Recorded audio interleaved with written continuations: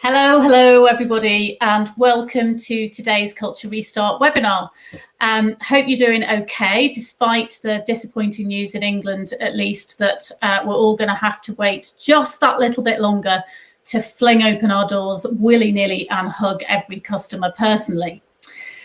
So I'm delighted again to be joined by my colleagues from Baker Richards and One Further, Robin and Chris, although I have to say that we all look a lot better on the pictures than we do after a year of lockdown, but there we are.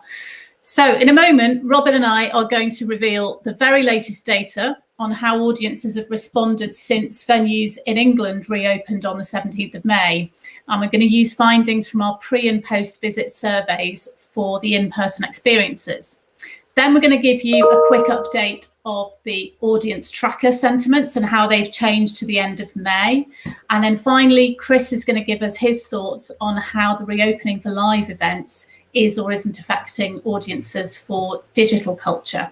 So without further ado, I'm going to hand over to Robin. Thank you very much, Katie, who very definitely didn't say that thing about us looking a lot better at the photos in rehearsal. Thanks very much for that. So we're talking about our experience survey today, which is for the first part of the webinar, which is the survey that a cohort of organisations have been sending out pre and post attendance. So pre or post event, or for a gallery or a museum, pre or post visit. And it's less than a month, of course, since socially distanced performances were allowed on May the 17th with 1 metre plus social distancing in England and different rules in the different nations of Scotland and Wales, and slightly different rules again in Northern Ireland, with some venues able to open for some kinds of activity on the 24th of May. So we're right at the beginning of the reopening period, and this data covers responses, more than 1,700 responses from the first 4 weeks of reopening. This data is from a cohort of 23 organisations who have really been at the forefront of the return to live culture. And I should say I'm joining the webinar today from one of the venues on this list, from Eden Court in the Highlands, the largest art centre in Scotland. And among the many wonderful things they're doing, they are currently constructing a large tent outside for a 2-month open air series of performances. So you may hear some noises off, but equally it's a fantastic programme. So if you haven't made your summer travel programmes, then I encourage you to do come up to Eden Court, and thank you very much to them for allowing me to use their office space today. So with more than 70 organisations signed up to respond to the experience survey, we will of course be updating this data regularly. But brilliantly, within this cohort, we have a range of different live arts experiences, a range of different scales of venue. We've got 3 of the 4 nations of the UK covered. So huge thanks to all of the organisations who've taken part so far. We hope you found the data enlightening, and we very much appreciate you sharing your data with the sector at large. Just to say, if you've been with us from the start of this journey, you'll know that one of the motivations behind the creation of the Insights Alliance was very much that we wanted a data set that was available to everybody, not just the venues and commissioners in the sector, but vitally to the freelancers, but also to the supply chain businesses and other parts of the ecosystem. So do please feel free as we go along to share data from the presentation. It's okay to get your phone out, take a snap of the screen or a screenshot, and if you're sharing on social media, the hashtag is #InsightsAlliance. As ever, we will send you the video and the slides after this presentation if you've registered to attend it today. So when it comes to the experience survey, first of all, let's just look at the respondent profile for that experience survey. So the respondent pool leans a bit older. 44% are aged between the ages of 45 and 65. And then you see on screen, 37% are older than that, and 19% aged under 45. We're getting a picture that is largely from the outside of London, and the data leans towards female respondents. When it comes to vaccinations, 94% of our respondents had had at least one dose of the vaccine before their visit, and of course before completing the survey. So let's move on to find out what the data tells us. And the really good news is we are off to a strong start in terms of audience confidence and audience experience on the return. So far, audiences have overwhelmingly felt safe and confident when returning to cultural venues. So we're going to start by looking at three big headline numbers that tell us the beginning of this story, and Katie is going to take us through those. I want you to familiarise yourselves with the data dials that we're using. So we had a scale asking people how they felt, for example, on this one, from -5 on the left-hand side through to +5 on the right-hand side. So you will see the needle will move into the red, amber or green, and then where the 0 is in at the bottom there in the middle, that's where the score will appear. So hopefully that will make sense to you. So the first question that we wanted to ask people was, how did you feel immediately after your visit? And you'll see here that the data dial is way into the green there. So they, from very anxious to brilliant, they were definitely smack bang in the middle of the brilliant green bit. So audience is very happy with the experience they'd had, and very, very good feedback and high levels of confidence. Secondly, how safe and comfortable did you feel when you visited? And that one's even higher at 4.2. So the venues and organisations that have reopened and welcomed visitors and spent all that time putting those safety measures in place, audiences are very appreciative and confident and comfortable in what you've done. And then thirdly, how likely is it that you would recommend us? Because what's going to really drive the recovery here is word of mouth. And this is a slightly different scale. It's the Net Promoter Score, which I know a lot of you will be familiar with, but this ranges from -100 to +100. So on this one, we're up at +74, which is really, really high NPS. I think it's actually higher than Apple. So there we are. And just to compare that, some data from Alva shows that NPS scores from the visitor attraction and heritage sector, for example, in 16-17 overall was 62, for museums and galleries was 62, and the same for heritage and leisure was 64. So we're 10 points higher than the highest one pre-COVID, according to Alva. So this is really, really good. And some of the things that audiences have been saying, some of their comments are just lovely. There's a lot of exclamation marks involved in all of their comments. Fantastic to return to live theatre. Loved everything about the venue, the show and the whole experience. I'd like to thank everyone involved. So brilliant show, nice to be back in the theatre. So really, really lovely positive comments, which actually you could, if you're involved in these surveys, you could pull out and you could put on your marketing communications, which I think would be really nice. Back to Robin.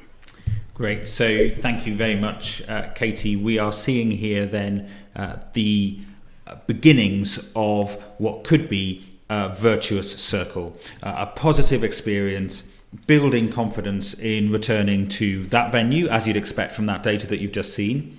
But we're also seeing results here that indicate that a positive experience in one venue builds confidence in returning to others, which of course helps the whole sector. So I mentioned that the survey can be a pre and post visit survey. Not everybody sends the pre-visit questions, but of those that do, one of the questions that we send here is, how are you feeling about your upcoming visit? Now, on a scale of -5, very anxious, to +5, brilliant, people are feeling positive. Perhaps you would expect that, or they wouldn't have booked in the first place. But the needle is in the amber. So we are seeing perhaps people are a little bit wary, a tiny bit apprehensive about coming with that score of +2.3. Post-visit, though, big move, 1.5 points to the 3.8 that Katie mentioned earlier. So trending much more towards feeling brilliant. It's a 20% improvement immediately after your visit And I think we should emphasise that it wasn't a given that this would happen. This is a reflection of the hard work of the people running these cultural experiences, the positive experience that people have had visiting, the fact that they've felt safe, the fact that they've had a good time. All of that is coming through in the fact that we have a sizable proportion of our respondents here saying, frankly, that it was that bit better and that bit safer than they expected. We ask people as well how this visit may affect their intention to visit other cultural events, other venues and other activities. So to what extent has this visit made you more or less likely to come to other cultural events, venues and activities? And again, a very strong result here from this data set, firmly in the green, a score of plus 3.7.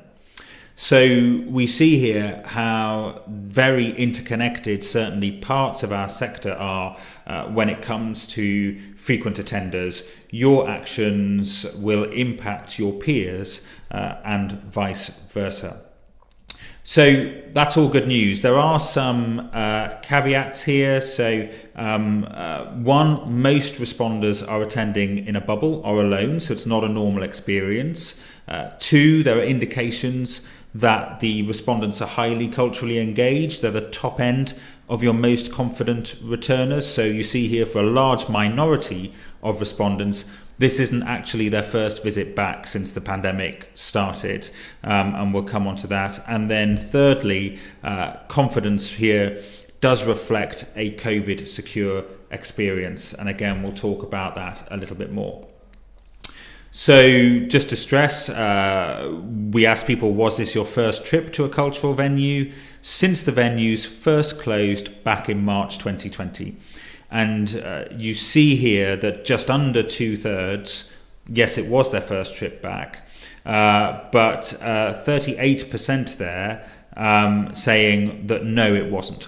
So for 38%, they've attended either in the periods between the lockdowns, or they've actually attended more than one event since the 17th of May. So a real indication there that there's a big minority here who are very, very highly culturally engaged and frequent attenders. We asked who you're attending with, and you can see here that just under half were attending in a bubble of two, a household bubble with their spouse or partner. But do know also that we've got this group of 19%, the next biggest group of people attended alone. So perhaps an indication, well, they could have been attending alone by choice, but also perhaps an indication that there are those who are uncomfortable attending with others, or who don't have access to that kind of social bubble. So a really sizable chunk of people attending in a party size of one. We asked which of the following venue facilities did audiences use. Virtually nobody using the cloakroom, even though it appears to have been available to the majority of respondents. We've got 16% did use the kiosk, had an opportunity to maybe buy an ice cream or go to an usher for some sweets, something like that. But over half didn't do that, even though the opportunity was there. 54% didn't use that kind of non-alcoholic front of house sale. When it comes to the bar and cafe, the audiences are broadly splitting into thirds. So we've got just over a third did use the bar or cafe. Again, just over a third didn't use it even though it was available. And just under a third, the bar or cafe was either not available or it didn't apply. So still perhaps an indication here of some hesitancy around going to those parts of the building where there's more mixing and more social content, more social contact. You see here though, 69% of respondents did use the loos. So just demonstrating something that all cultural organisations know, that being able to go to the loo is a really important part of making theatre both comfortable and accessible for many. And so actually the toilet experience is a critical part of the visitor experience at the moment. here's another indication that it wasn't business as usual, that these confidence scores that we're seeing do not relate to what we might think of as business as usual. So when we asked people whether there was an interval in the performance or the experience that they attended, 84% said that there wasn't an interval, just 16% saying that there was.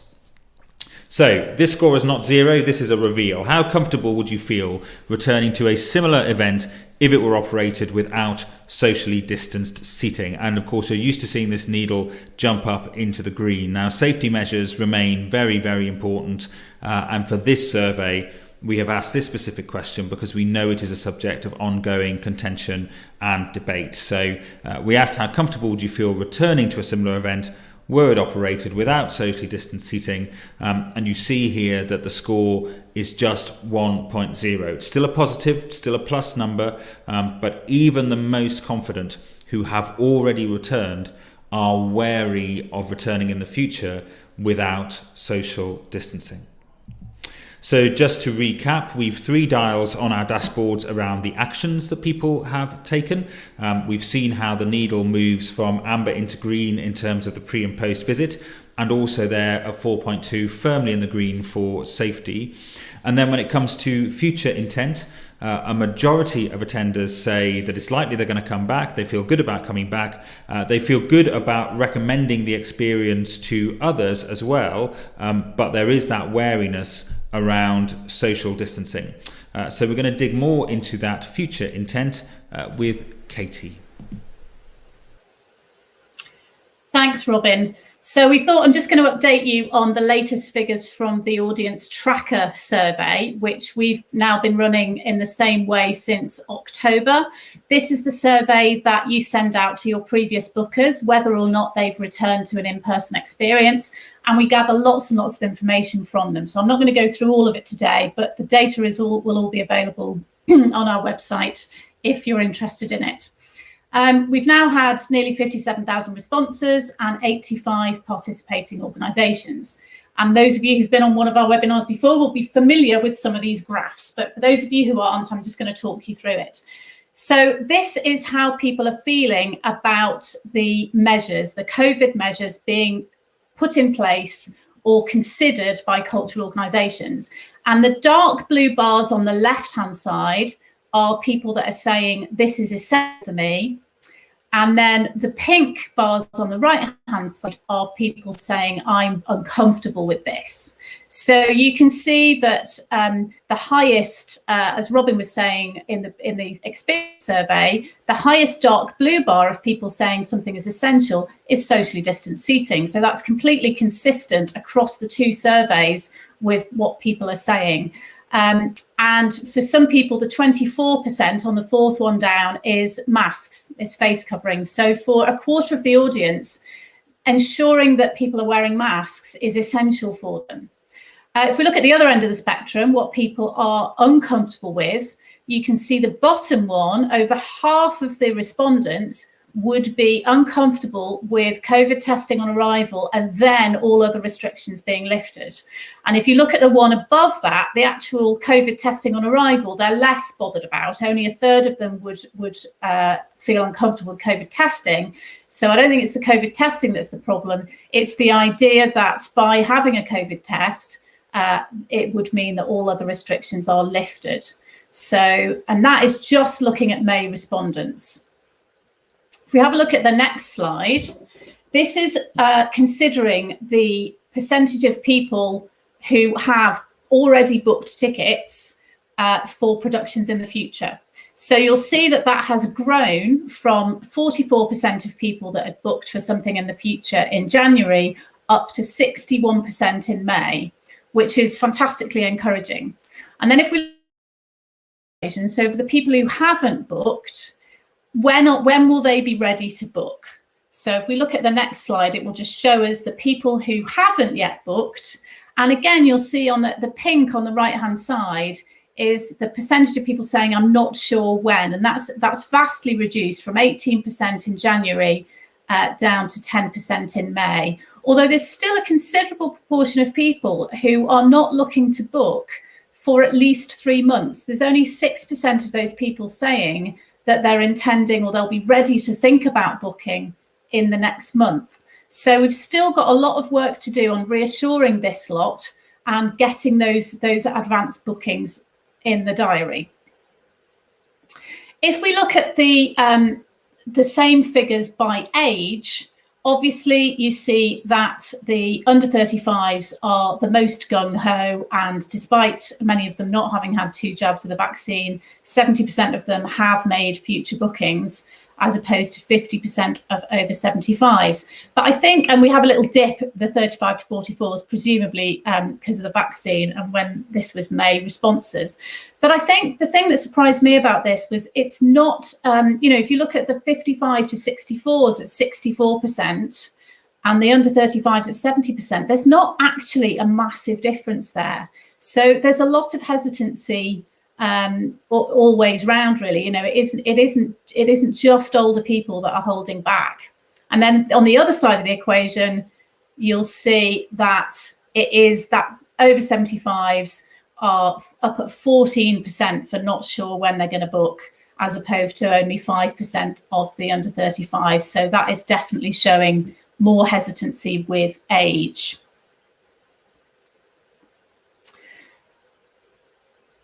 So that's back to me. Thank you very much, Katie. So some reflections on some of the data that we have seen. First thing to say is that your first audiences may not be typical. So we're seeing these highly frequent, super loyal attenders that are leading the return. So their behaviours, their feedback, both through surveys and on site, may not be typical of your wider attenders. But there are 3 actions emerging out of the data that we think every organisation should really seriously consider. So the first is to really actively drive word of mouth. And Katie mentioned the importance of word of mouth earlier on, but it's really vital now to focus on using those post-show or post-visit communications to drive positive word of mouth.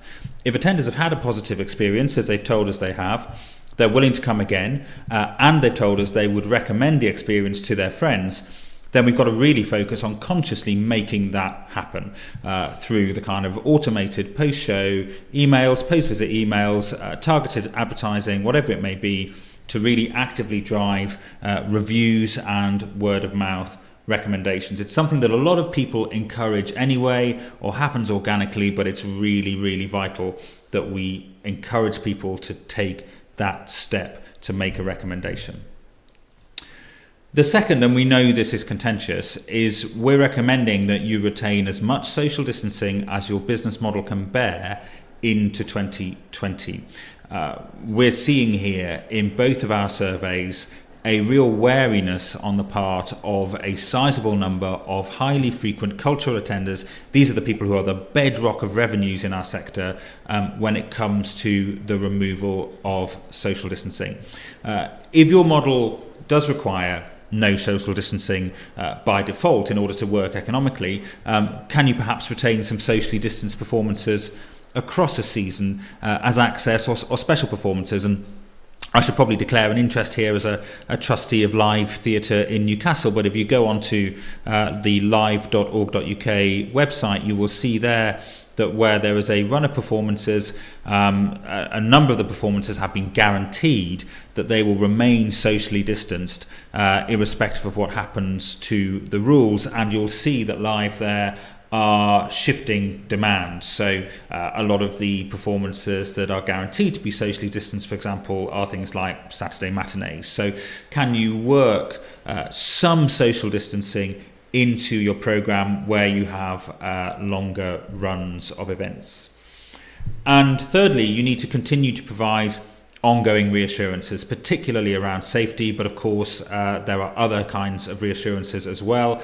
There are numerous indicators that presenting a business as usual message from the summer could turn off as many, if not more people than it attracts. And speaking of those reassurances, Katie's going to remind us of the sorts of reassurances that are needed. Thank you. Well, those of you who are on the last webinar will recognise these, and we stress the importance of getting the reassurances for audiences in balance, not just focusing on the health and safety aspects, important though they are, but also on 4 other areas which may need to differ in emphasis and importance for different audience segments. So if you didn't join us for that webinar, it's available to watch back. There's a whole load of blog stuff and sets of slides and examples and all sorts of things on our website. So do have a look. So the 5 reassurances are really obviously the health and safety stuff, which I know you're all over, the mask wearing, the hand sanitizer, the one-way systems, all of that you've probably all got well covered. But the other 4, I think, are also worth trying to get in balance. So access, and I don't just mean disabled access, I mean actually getting to the venue. A lot more people will be driving rather than taking public transport. So do they know where to park? Have you got deals with car parks that you could flag them towards? And don't assume that everybody knows how to find you in the way that they used to come before. And then obviously with disabled access, being very mindful of if you're putting things like queuing systems in place or staggered entry, the impact that that's going to have on people who may not be able to stand in queues for long periods of time, and think about how you're going to communicate with them. Then there's the third aspect of financial reassurance, which comes up time and time again. You'll have seen in people booking holidays and all sorts of things where people want to know that if they can't go due to COVID or restrictions changing, that they won't be out of pocket. So will you offer them a refund? Will you offer them credit? How difficult will it be for them to get that? How many hoops will they have to jump through? So I've seen a lot of organisations starting to put this kind of reassurance much higher up their communications mix than perhaps they did before COVID. Fourthly, social reassurance, and this is particularly important for younger audiences through the data that we've looked at. So are they actually going to have fun? Can they come with their friends? Can they have a drink in the bar? Do they have to book a table to have a drink in the bar together? So pictures of people having fun, and, you know, not just pictures of sanitizer and masks, but actually, oh yeah, that's why we go to the theatre, because it's actually enjoyable, reminding people that it is going to be. I've seen some lovely examples of audiences flooding out of venues and just saying how marvellous it was, all that kind of stuff. And then the brand reassurance about how can you use your brand values and your brand personality to perhaps, you know, take the edge off some of the more difficult messaging. If you've got a particularly fun or quirky brand, could you do something with the signage to make people smile? So it just drops their shoulders as they enter the venue rather than making them even more anxious. So before I pass over to Chris, I think it's just to sum up to say, you know, it's not a given that confidence will just rise by the virtue of the most loyal people coming back. We will need to be vigilant for some time to come. One of the things that comes out very strongly in the surveys is that although a lot of audiences are very confident in venues' ability to keep them safe, they're particularly concerned about the behaviour of other audience members. So they're a little bit wary of that. So bear that in mind as well, and your policies and procedures in place for helping audiences behave themselves. And then the third thing, just to say that it appears that trust is interconnected, that, you know, we're all in this together, that if one venue does it particularly badly or particularly well, that is going to have an influence on people's decision making to go to another cultural venue or theatre. So we all have a responsibility to each other and to the sector. And perhaps just a quick point on the word of mouth thing, you know, also praising and bigging up our colleagues who from other organisations when audiences are having great times and they're getting it right, because all of that builds confidence for everyone. So I'm just going to hand over to Chris now, who's going to talk to us a little bit about digital, because we'd all forgotten about that, hadn't we? So Chris, tell us what's going on with digital. Well, it's still out there. Thanks, Katie. So yeah, the focus of this is very much on people getting back into venues, but we have been asking these questions about digital engagement with culture, and the evolution of the answers is notable. And I'll show you why in a second. So the questions that we've been asking have been things like, have you engaged with culture online before or since cultural venues closed? We can see that there's nearly 60% of people that have done that, and a large chunk of those have done it since March 2020. So that is, we've talked before about that being a new behaviour that people have got used to. I've talked to venues and producers about the pivot towards delivering particularly performances digitally, and talking about how that's difficult enough in and of itself, but to a large extent people have been also having to create a new level of expectation, a new set of behaviours. They've been having to establish a new market for this kind of thing, which is difficult and shouldn't be underestimated. A lot of that hard work has been done with this cohort that we've been surveying, who they are arts attenders. So we've got a good number of people who are used to doing this kind of thing, and only in the last sort of 16 months or so. And then we've also been asking people to tell us to what extent they're interested in continuing to engage in this. And I think this is where the numbers start to look interesting, in the way that they haven't differed a great deal. So these surveys have been going on since October last year, and we can see that there's some variation from month to month, and but in the main, they've wavered around a little bit, but not a great deal. October doesn't look massively different to May. So in the dark blue, we've got people who are very interested in engaging with culture online. Then we've got the darker blue is people who are interested, and then which is roughly a quarter or so from the latest figures. Another quarter or so who are at least neutral, open to the idea, at least. So that gives us a good chunk of 59% of people who are up for grabs, and could be persuaded to engage with culture online in the future.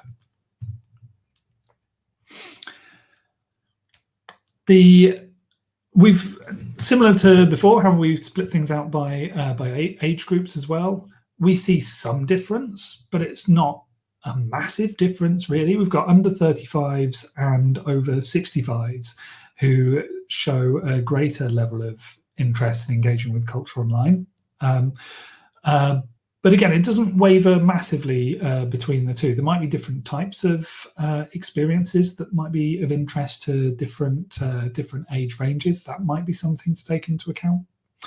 But it's not a big difference. And again, this is asking the question, once people are able to experience culture live and have a suitable variety of live performances to attend, would they still be interested in digital culture then? And again, since October, the numbers have hardly wavered, which makes us think, well, maybe the pandemic or not, closure or not, this has always been a latent interest, and it's been underserved to a large extent up until March last year. So maybe this was always bubbling along. Maybe maybe it's a revealed behaviour rather than something that has been catalysed necessarily. It's all a certain amount of speculation, but we're seeing that if you can't read the numbers on there, we've got a number of sort of 8 to 10% over the months who've said that they probably wouldn't engage with culture online at all, and that's fine. At the other end, we've got about a quarter of people who would say that they would engage with and pay for events, exhibitions, and or activities online. So that's our definites. Only 7, 8, 9% who said that they'd only do it for free.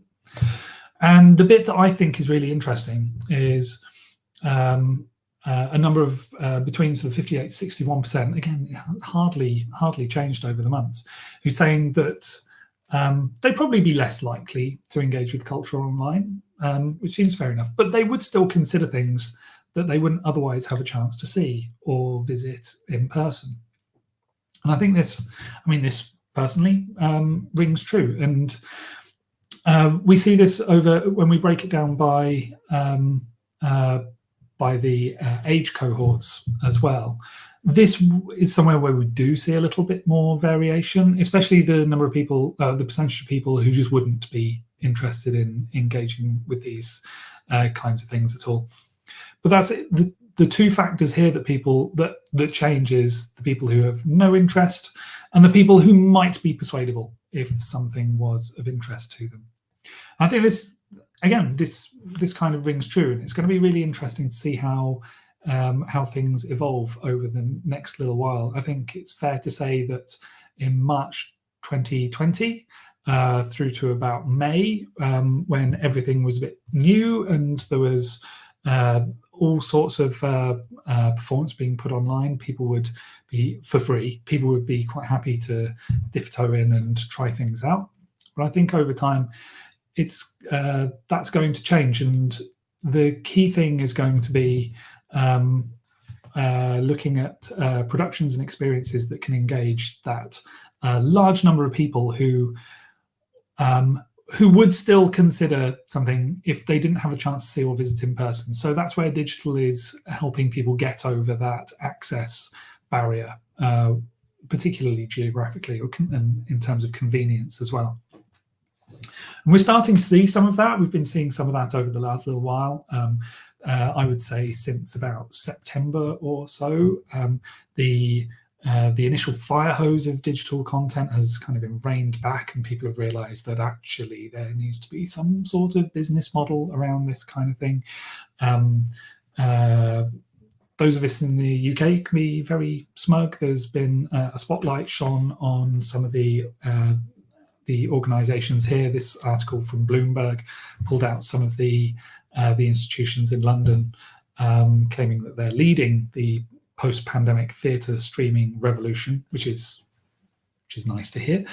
And we've seen various organisations start to make announcements about what they're going to be doing over the longer term, even when things have opened up. So the Young Vic came out and said that they were going to live stream all future productions, and I think this makes sense for a venue like the Young Vic. They don't tour a great deal, but their reputation, their clout, resonates beyond London and beyond the number of seats they have in their venue. So the live streaming program that they're developing is called The Best Seat in Your House, and they're going to be announcing the productions that are going to be coming out as part of that over the next little while. I think one might be up already. So that's one approach that venues are taking. Young Vic has been involved in NT Live, of course. I think they did Streetcar Named Desire to cinemas. But there's also we've seen a big opportunity for touring companies over the past year or more. So Rambert are one organisation that has really decided to forge ahead with what they're doing on the digital delivery of performance, and have already announced their live stream plans for the autumn. So it's going to be interesting to see how this evolves over time. We've got I think there's going to be more of a move towards platforms and aggregation of this kind of activity in one place, and we're starting to see that already. You may or may not have come across heygo.com, which is a live streaming platform for live tours around cities. It'd be interesting to see the take up on that. There's already things like Marquee TV, digitaltheatre.com, Operavision, and so on, which act as platforms. The other thing we're seeing as well is a lot of arts organisations have really taken on board the importance of having a direct contact with their audiences, especially some of the touring companies and producers who had traditionally gone through venues to reach their audiences, not had that large email lists. Seeing the importance of owning that experience a bit more. So there are venues like Home in Manchester, who are soon to be launching home screen, which will be their live streaming hub. So different ways of doing these things. The evolution will be interesting, and capturing those people who would be interested if something is a strong enough proposition, whether that's because it's a remarkable show or some remarkable a remarkable creative and artistic team, or if it's an experience that can only be delivered digitally, whether that's because of the access to locations or the types of interactivity that are involved. So there does seem to still be plenty of appetite for this. We're very used to staring at webcams all day long. It doesn't look like that's going to be going away anytime particularly soon. Thank you, Chris. And for those of you who may or may not be grappling with the should we put our panto online at Christmas question, we've also done some research into what happened last Christmas with online pantos and people's audience reactions to it, which we'll be releasing in the next week or so. So if any of you are particularly interested in that, then watch this space. So as ever, you can download any of the data we've generated through Culture Restart. It's available on the Indigo and Baker Richards websites. And the two latest reports for the data that we've looked at today on Experience Survey and the Audience Tracker are available on the Indigo website. Of course, you can also explore the data further in the wonderful One Further interactive dashboard, which is also available. So you can filter the results there by age and frequency and things like that, and knock yourselves out with that. And then if you're not involved, or you're not involved in all the things we're doing and you'd like to be, you can still join the Audience Tracker. We've extended that. We're now running that until at least the end of July, due to the restrictions not being lifted just yet. Obviously, if you are reopening and you want to use the pre and post visit experience survey or just the post visit experience survey, then get in touch with us about that. Obviously, the digital experience survey is still going for those of you who are doing things digitally. And then we're launching a new non-returners survey for you to use in a month or so's time to send to bookers who haven't yet returned or haven't got a booking in the diary, to try and find out to what extent that's COVID that's putting them off, and whether there's anything you can do about it, or whether it's just that they don't fancy what you've got on at the moment or are too busy visiting relatives. So that's where we're up to. So I'm going to hand back to Robin, and we're very happy to take any questions in the chat. Yep, so over on the side of the screen, you will see a chat box there if you're watching us on YouTube, where you can send in questions or comments. We can see a few in there already, so we'll dive straight in, and thank you very much for those. So let me just change my screen here and look at some of the questions.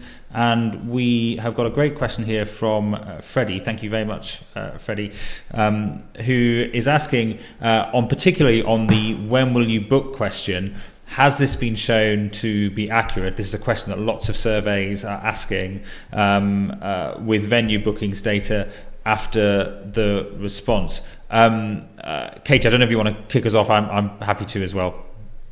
Yeah, I mean, I suppose what I would say is that you have to remember the profile of the respondents we've got in this survey.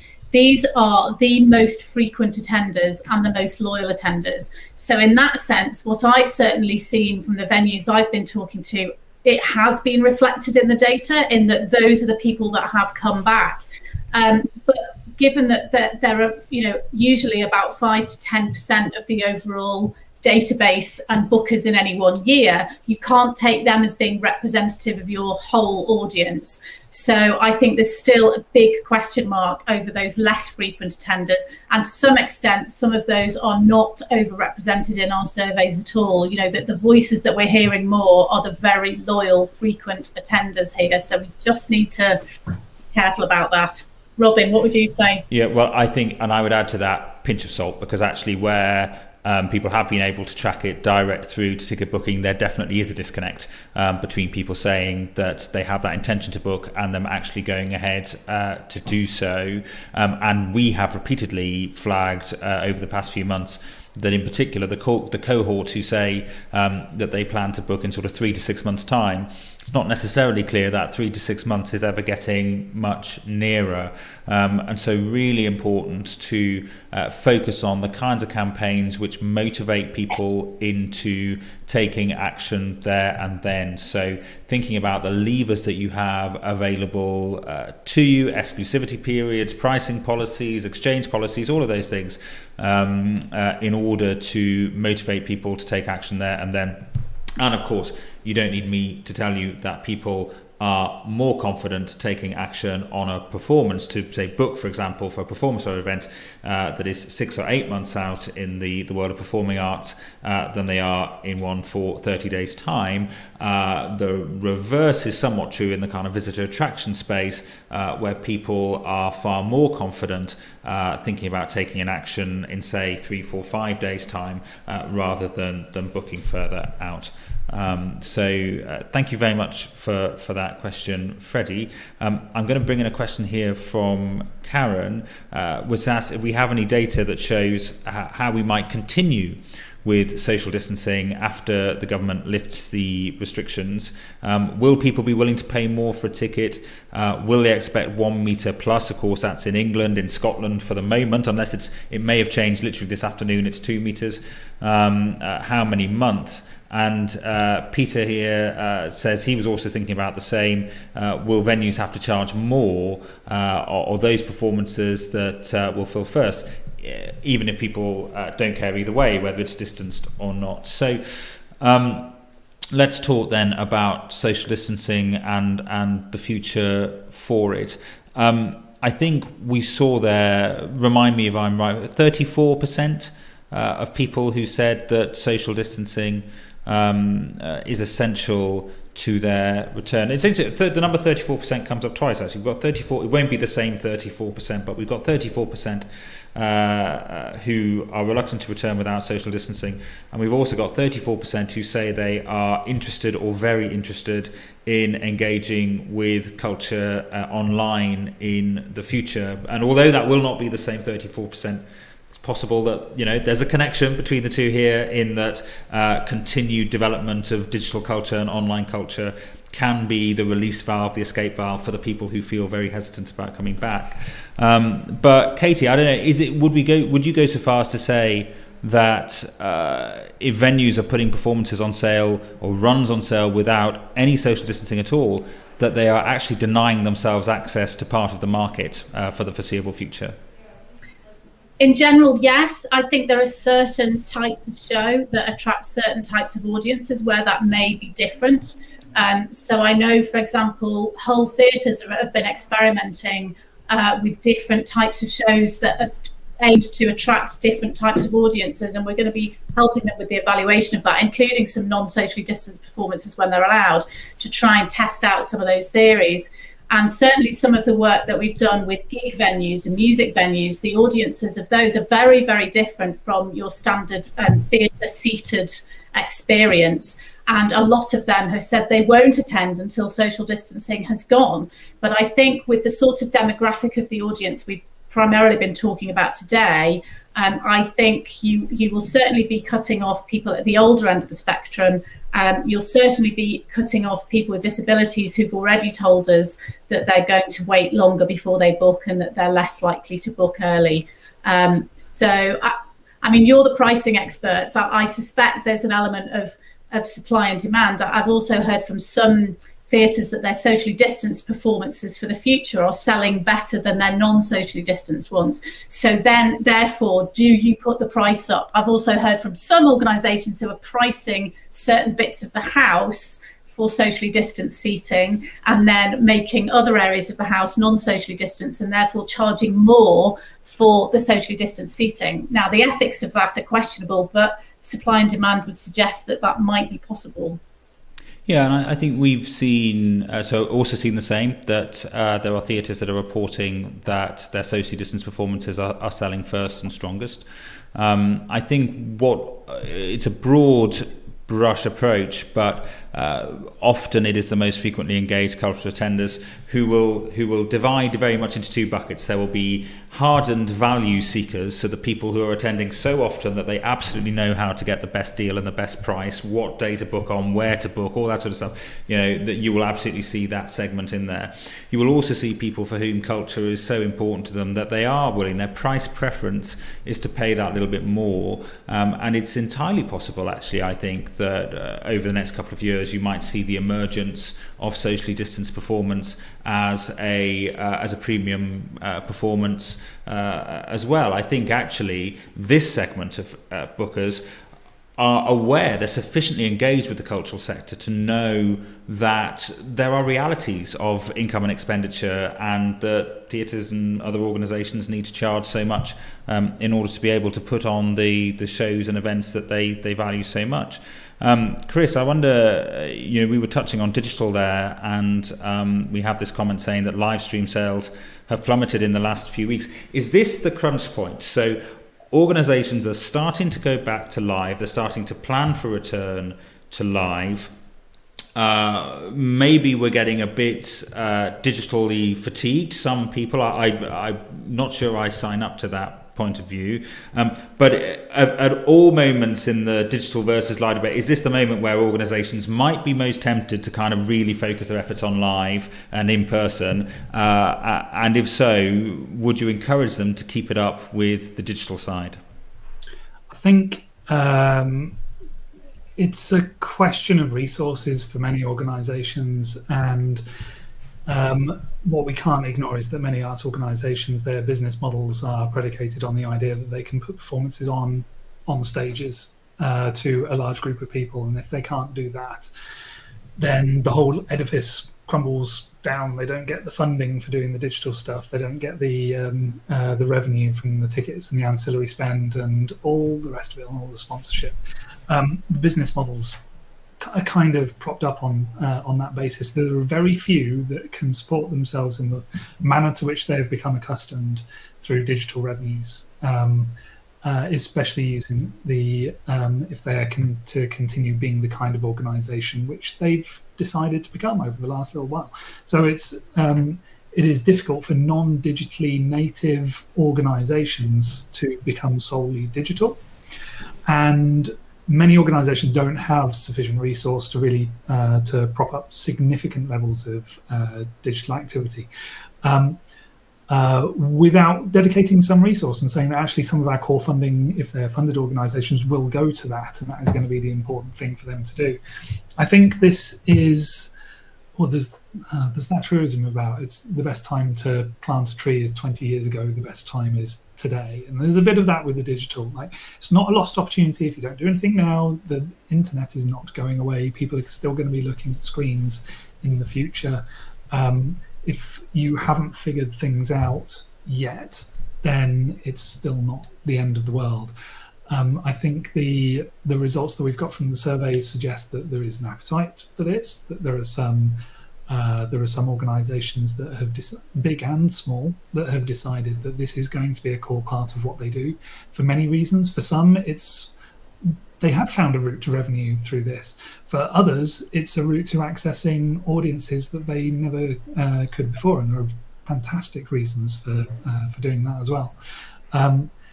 This particular point, the comment about sales figures plummeting, I mean, I guess for those in England and Scotland, we'll see how our football teams do over the next few days to see if those numbers go back up. We have found that live stream purchases in particular are bought predominantly within the last 48 hours before the event, which causes all manner of hair tearing out when you're trying to forecast sales and things.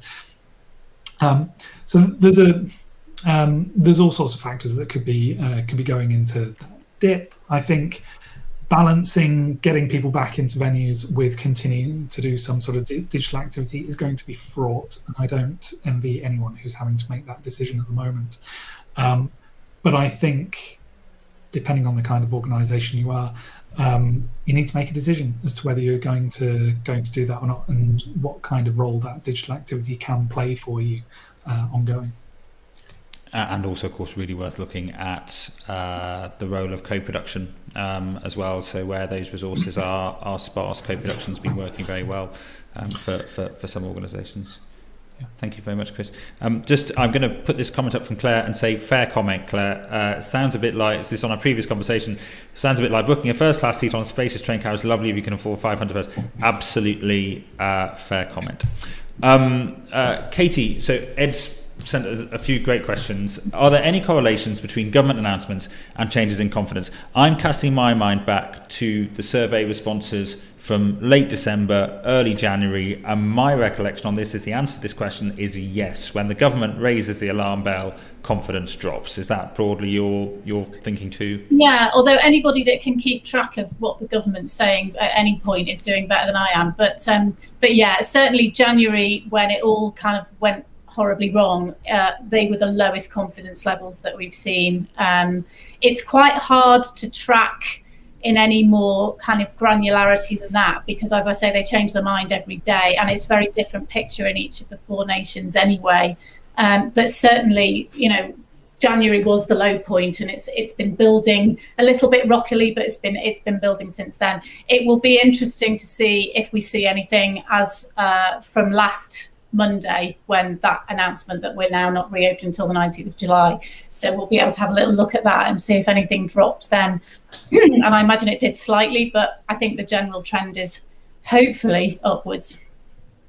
Absolutely, and by all means, take a look at there's a set of data released monthly called ClearSight from an agency called BDRC. They track confidence in the wider leisure economy, and they're certainly seeing confidence rise in things like attending to bars and using public transport. I know we have a question there about public transport. By all means, go and have a look at that data set. You will see confidence rising there. Ed, your second question gives me an opportunity to just have a little rant. How do you think that people's confidence will increase in attending a non-socially distanced performance in line with the government saying that it's safe? A number of countries around the world have conducted event research programs, test events where governments have scientifically monitored the safety of the events. Every other country in the world that I'm aware of has very promptly released the findings of those test events, and without exception, the infection rate has been very low and not really linkable to the event. The UK government, our national government, has not released the results of its test events and is not sending a clear signal to the theatre and cultural attending audiences that our spaces are safe, and they have the means and the resources to do that. So, I think what we're seeing instead is a very odd extension of what's increasingly, to me, starting to look like exemptions to social distancing rather than ongoing test events. I think we have the data, and it's absolutely on DCMS and the government to publish that data and start communicating to audiences that cultural experiences are safe, and we absolutely need the government to get in our corner and start communicating that. So really, really good point, Ed. We have a few other questions in there. I think as we're approaching the top of the hour, what I'll do is I'll wrap it up there. We will respond to these questions in the chat. Thank you so much for attending.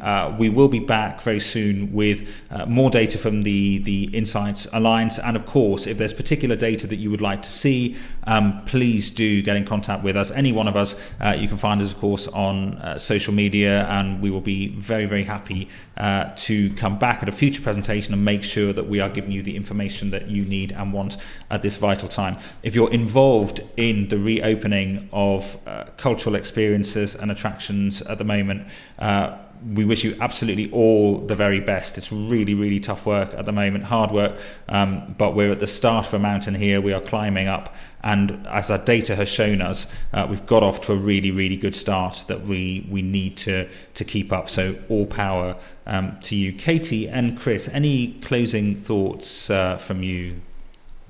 No, just keep going. I've done some evaluation for some theatres up north who've reopened, and it's just been a joy to see how all the hard work that they've done is being rewarded in the comments they're getting back from customers. So hopefully you all have the same experience. That's a good note to end it on. In that case, let's do that. Thank you so much for watching, and we will see you again